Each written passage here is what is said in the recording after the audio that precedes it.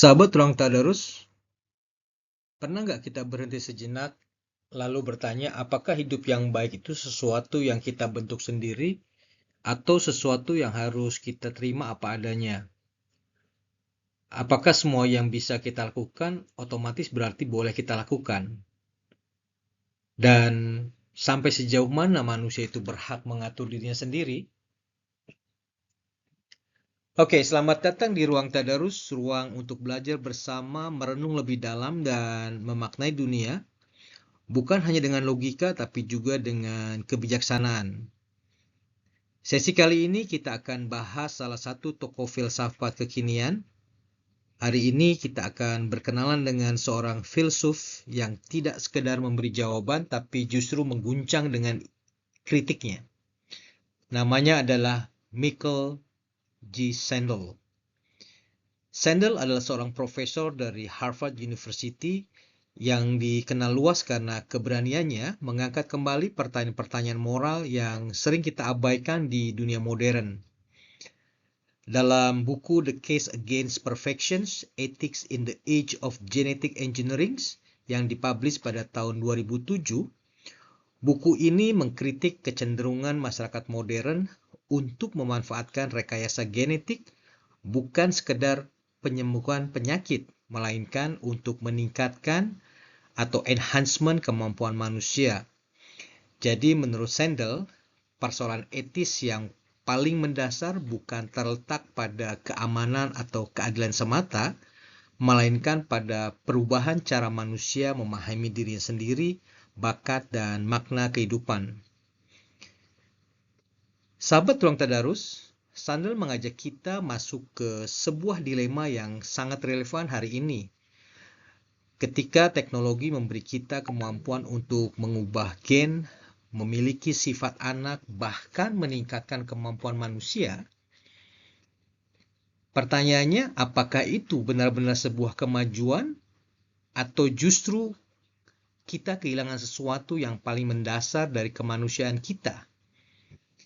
Di zaman ketika kesempurnaan bisa dirancang, Sandel mengingatkan kita pada satu kegelisahan itu yang sering kita rasakan tapi sulit kita jelaskan. Bahwa masalahnya bukan hanya pada apa yang kita lakukan, tetapi pada cara kita memandang hidup itu sendiri. Ketika segalanya bisa dikendalikan, apakah kita masih mampu menerima hidup sebagai sebuah anugerah? Nah, sahabat Ruang Tadarus, di sesi kali ini kita tidak hanya akan mengenal siapa Michael Sandel, tapi juga kita akan menelusuri kritik tajamnya terhadap obsesi manusia akan kesempurnaan dan apa dampaknya terhadap makna keadilan relasi manusia dan martabat kita sendiri. Karena mungkin saat ini yang kita butuhkan bukan menjadi sempurna, tetapi belajar memahami apa arti menjadi manusia. Ayo kita mulai pembahasannya. Michael Sandel membuka bukunya dengan sebuah pertanyaan yang pada awalnya tampak sederhana, tetapi sesungguhnya mengguncang fondasi etika modern. Pertanyaannya adalah, apakah setiap kemampuan teknologi yang dimiliki manusia memang layak digunakan hanya karena teknologi tersebut memungkinkan? Pertanyaan ini muncul di tengah pesatnya perkembangan genetika, terapi gen, dan bioteknologi reproduksi yang mulai mengaburkan batas antara tindakan menyembuhkan penyakit dan tindakan meningkatkan kemampuan manusia. Pada chapter 1 ini, kita akan membahas tentang the ethic of enhancement. Bab pertama ini memperkenalkan persoalan utama buku, yaitu tentang pergeseran bioteknologi dari fungsi terapeutik menuju fungsi peningkatan kemampuan manusia. Sandel menunjukkan bahwa teknologi genetika kini memungkinkan manusia itu memilih jenis kelamin anak, meningkatkan kecerdasan, merancang tinggi badan, daya ingat, bahkan kemampuan atletik daripada individu. Pertanyaan etisnya bukan lagi apakah teknologi tersebut aman digunakan, tetapi apakah manusia memang seharusnya memiliki kuasa untuk merancang dirinya sendiri. Sandel kemudian mengkritik argumen-argumen liberal yang hanya berfokus pada kebebasan individu, hak otonomi, atau keadilan distribusi.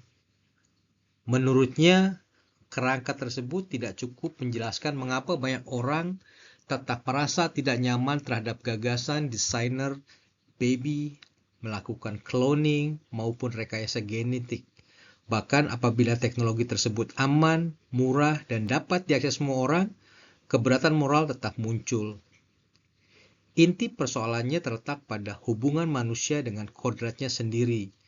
Rekayasa genetika mengubah cara manusia memandang tubuh dan kehidupan dari sesuatu yang diterima sebagai anugerah menjadi objek yang dapat dirancang sesuai preferensi pribadi.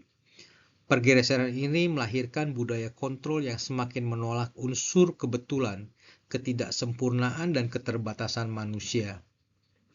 Jadi di bab ini, yang merupakan pondasi dari buku ini, akan memperkenalkan gagasan bahwa problem terbesar rekayasa genetika itu bukan sekedar soal hak individu, melainkan tentang hilangnya penghargaan terhadap given nature.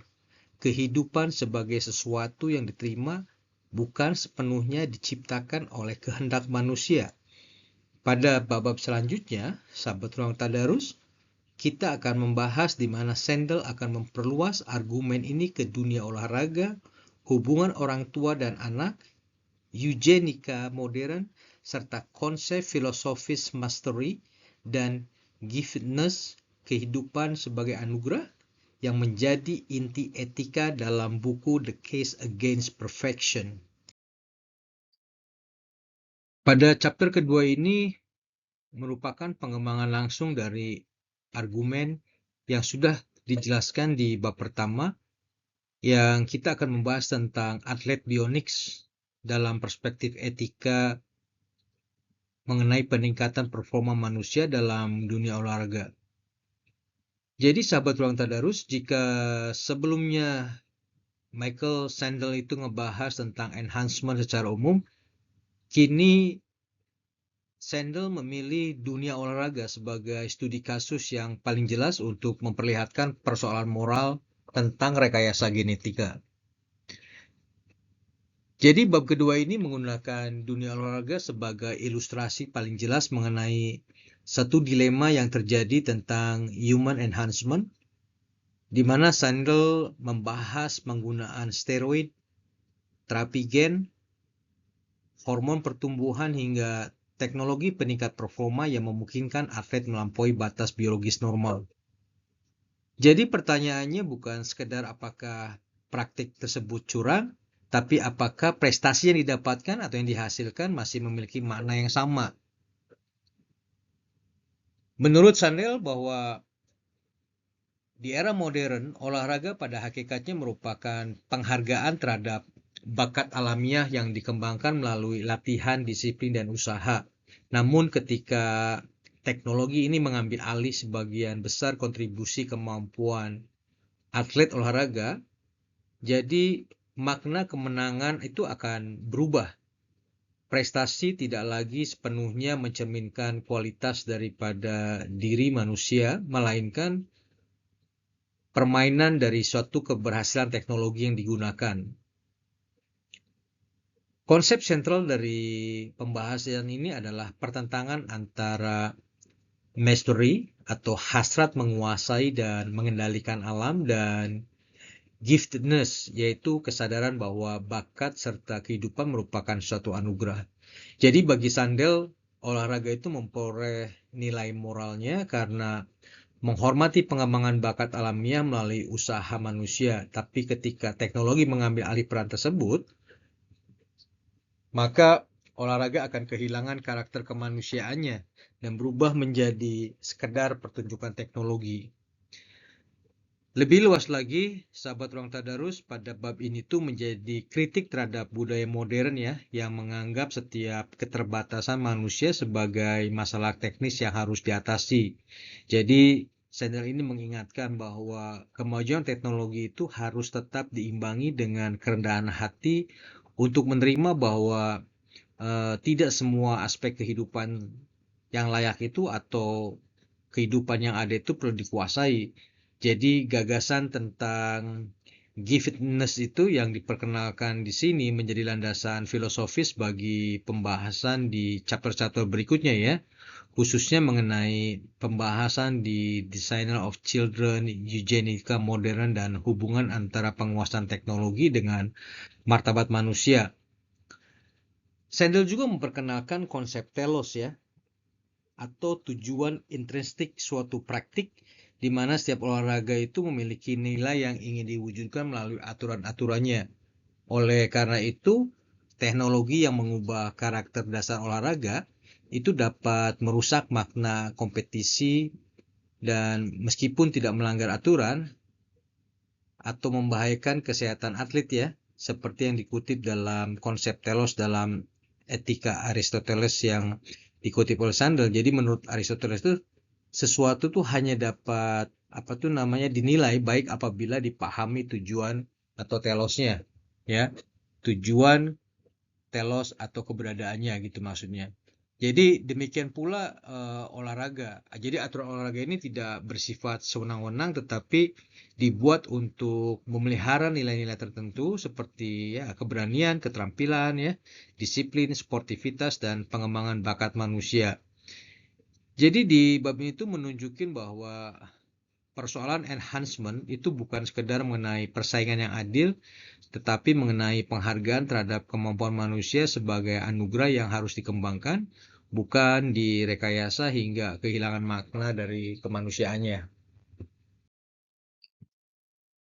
Di chapter ini kita akan membahas tentang designer children, designing parents. Jadi di mana Sandel ini mengalihkan perhatian pada hubungan antara orang tua dan anak di era rekayasa genetika. Ia mempertanyakan apakah orang tua itu memiliki hak moral untuk nentuin karakter genetika anak-anak sebelum mereka itu dilahirkan. Jadi baik demi kesehatan maupun demi memperoleh sifat-sifat yang unggul seperti kecerdasan, bakat seni, dan kemampuan atletik, apakah orang tua mempunyai hak akan itu? Nah, Sandel berpendapat bahwa kecenderungan merancang anak secara genetis itu mencerminkan perubahan mendasar dalam makna menjadi orang tua. Alih-alih menerima anak sebagai pribadi yang unik dan tidak sepenuhnya dapat diprediksi, orang tua mulai melihat anak sebagai proyek yang harus dioptimalkan sesuai harapan mereka. Akibatnya apa? Hubungan kasih sayang tanpa syarat atau unconditional love itu berpotensi bergeser ya menjadi hubungan yang didasarkan pada ekspektasi keberhasilan. Anak tidak lagi diterima sebagaimana adanya, melainkan dinilai berdasarkan sejauh mana ia memenuhi desain atau investasi yang telah direncanakan oleh orang tua sebelumnya. Nah, jadi melalui pembahasan ini, sahabat ruang tadarus, Sandel ini menegaskan ya bahwa bahaya terbesar designer children ini bukan saja hanya kehilangnya kebebasan anak, tapi akan lahirnya budaya perfeksionisme yang dapat mengubah relasi keluarga menjadi hubungan pengelolaan dan kontrol terhadap kehidupan manusia dan berdampak pada kebebasan anak itu sendiri dalam tumbuh kembangnya. Yes, sahabat ruang tadarus, pada pembahasan chapter selanjutnya ini merupakan titik penting dalam keseluruhan argumen Michael Sandel. Setelah kita membahas tentang enhancement, kemudian kita berbicara tentang dunia olahraga dan relasi orang tua dan anak, kini Sandel membawa kita pada salah satu topik yang paling kontroversial dalam bioetika modern, yaitu eugenika ya. Jadi pada bab ini kita akan berusaha untuk menjawab pertanyaan yang sering diajukan kepada para pendukung rekayasa genetika, yaitu tentang apakah teknologi genetika modern itu merupakan bentuk baru dari eugenika.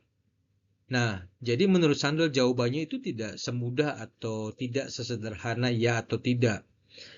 Sandel menunjukkan bahwa meskipun eugenika klasik atau eugenika modern memiliki mekanisme yang berbeda, Keduanya itu sama-sama didorong oleh keinginan manusia untuk mengendalikan kualitas biologis generasi berikutnya. Jadi dengan demikian, persoalan utamanya itu bukan hanya terletak pada siapa yang akan mengambil keputusan, akan tetapi juga pada cara masyarakat memandang nilai kehidupan manusia. Untuk memperdalam sedikit pemahaman tentang eugenika ini, jadi Sandel ini memulai pembahasannya dengan menjelaskan bahwa istilah eugenika ini berasal dari bahasa Yunani yang berarti well-born atau kelahiran yang baik. Nah, sahabat Ruang Tadarus merefer pada akhir abad ke-19 ya dan awal ke abad 20. Jadi gagasan ini tuh berkembang sebagai keyakinan bahwa kualitas manusia itu dapat ditingkatkan melalui pengendalian reproduksi ya. Namun dalam praktiknya, eugenika ini berkembang menjadi kebijakan publik yang sangat represif. Sejumlah negara menerapkan sterilisasi paksa terhadap penyandang disabilitas, penderita gangguan mental, kelompok miskin, dan kelompok minoritas tertentu. Puncak dari praktik ini terjadi pada masa rezim Nazi di Jerman yang menggunakan ideologi eugenika ini untuk membenarkan diskriminasi rasial, pembunuhan massal, dan genosida ya. Jadi menurut Sandel, sejarah kelam ini tuh menyebabkan istilah eugenika memiliki konotasi moral yang sangat negatif. Karena itu setiap perkembangan genetika modern itu hampir selalu dibandingkan dengan praktek eugenetika klasik ya. Nah, eugenika lama ini dijalankan melalui kekuasaan negara. Pemerintah menentukan siapa yang dianggap layak memiliki keturunan dan siapa yang tidak. Di sini individu akan kehilangan kebebasan reproduksinya karena keputusannya itu berada di otoritas politik. Sebaliknya, untuk eugenika baru ini tidak menggunakan paksaan negara. Jadi dalam masyarakat liberal modern, keputusan penggunaan teknologi genetika itu berada di tangan individunya, khususnya calon orang tua. Mereka ini secara sukarela memilih pemeriksaan genetik, penyaringan embrio, atau kita kenal sebutnya dengan pre-implantation genetics diagnosis, atau teknologi reproduksi lainnya untuk memperoleh anak dengan karakteristik tertentu. Kebebasan memilih tidak selalu netral secara moral. Salah satu ciri utama masyarakat liberal adalah penghormatan terhadap kebebasan memilih. Ia menolak anggapan kalau kebebasan memilih itu otomatis membuat suatu tindakan menjadi benar secara moral. Nah, menurutnya pilihan itu tetap harus dinilai berdasarkan nilai-nilai yang melatar belakanginya, gitu ya. Jadi dalam masyarakat yang sangat kompetitif, pilihan individu itu dapat berubah menjadi tekanan sosial yang mendorong hampir semua orang tua itu menggunakan teknologi genetika agar anak mereka tidak tertinggal. Nah, akibatnya masyarakat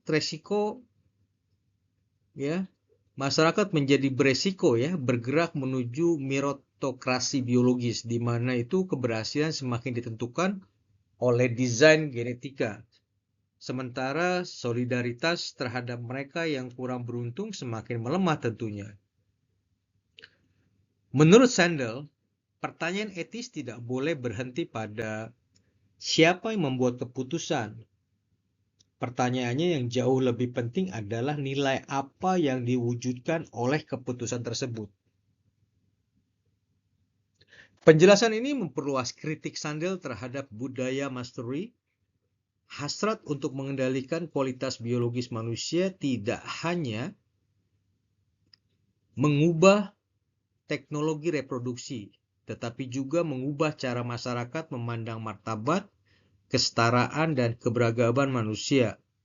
Oleh karena itu, pelajaran terbesar dari sejarah eugenika bukanlah penolakan terhadap ilmu pengetahuan, melainkan peringatan agar kemajuan bioteknologi itu selalu diiringi dengan penghormatan terhadap setiap kehidupan manusia pada kondisi biologis apapun.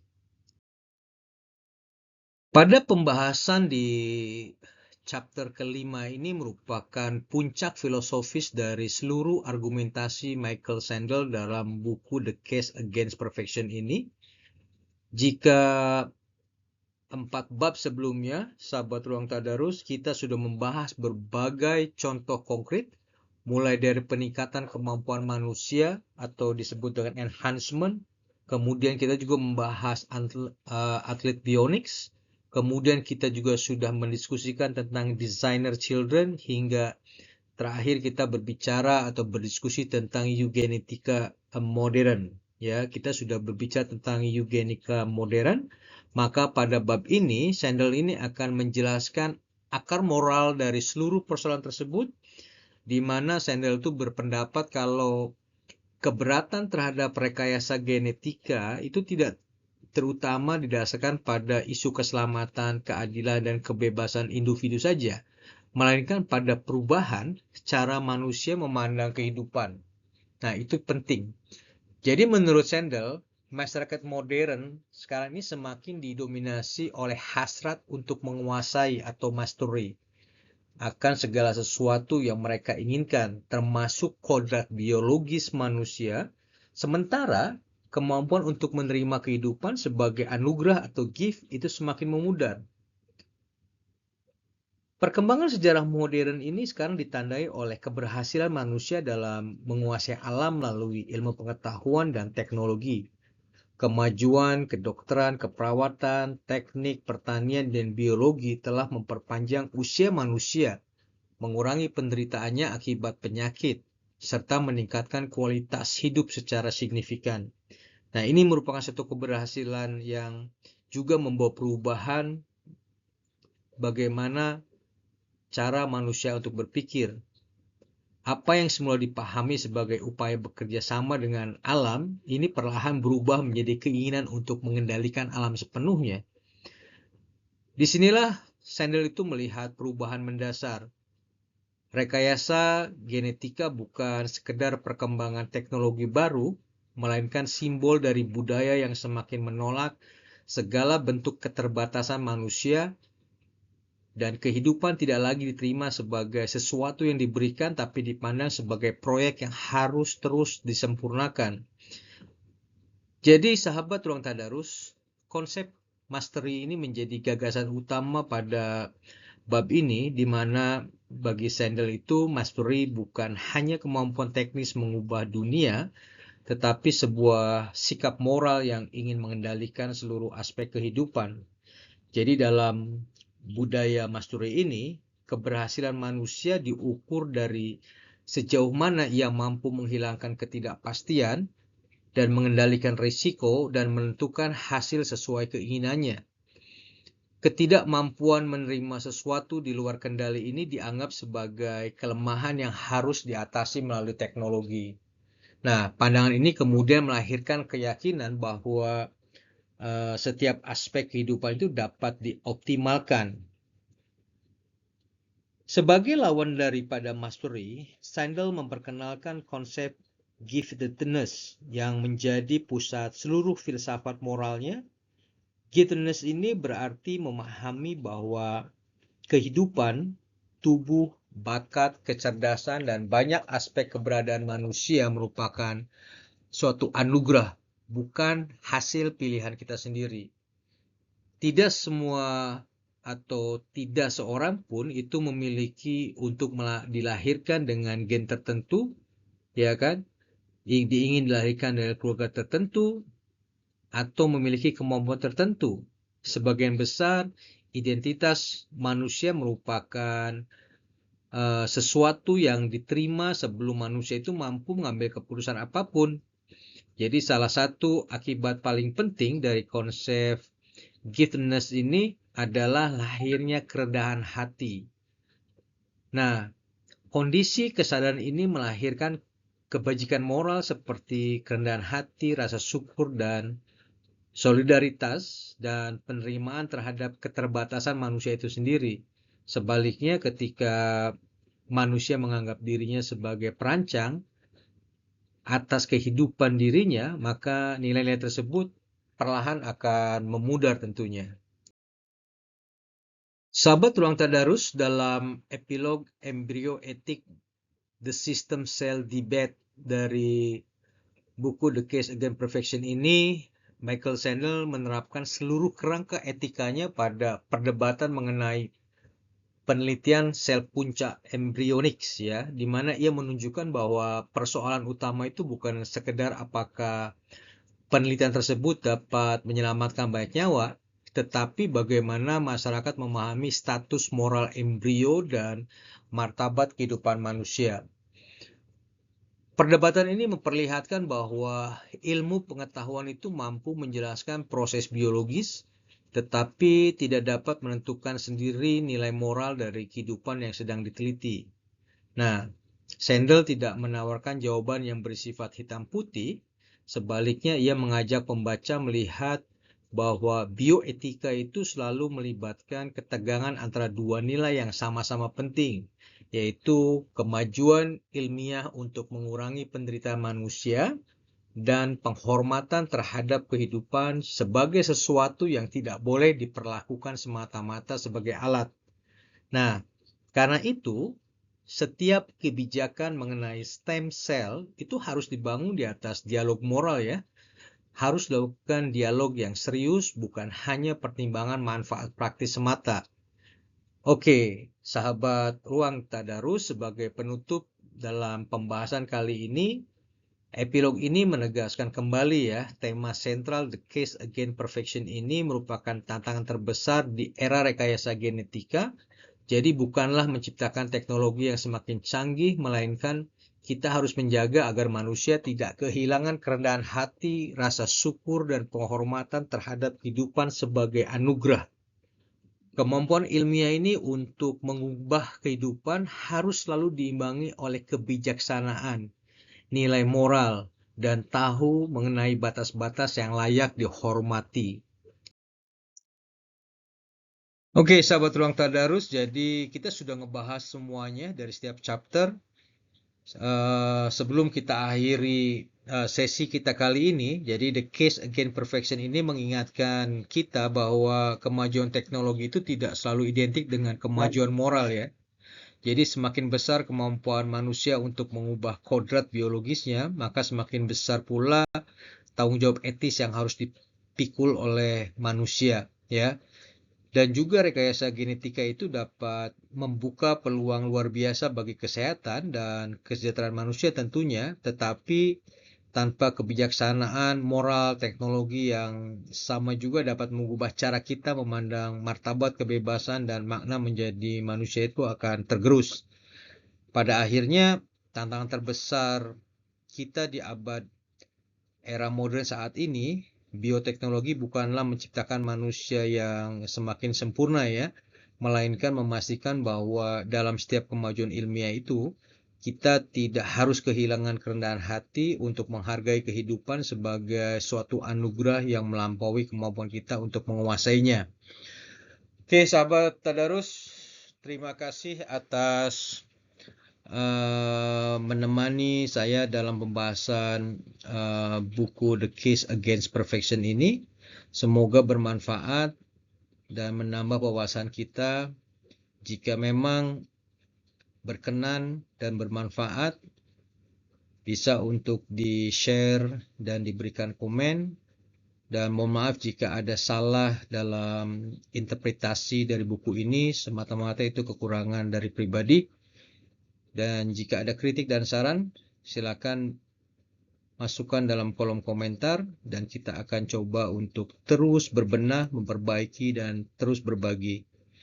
Oke, sehat selalu, sukses selalu, dan semoga penuh berkah. Ciao.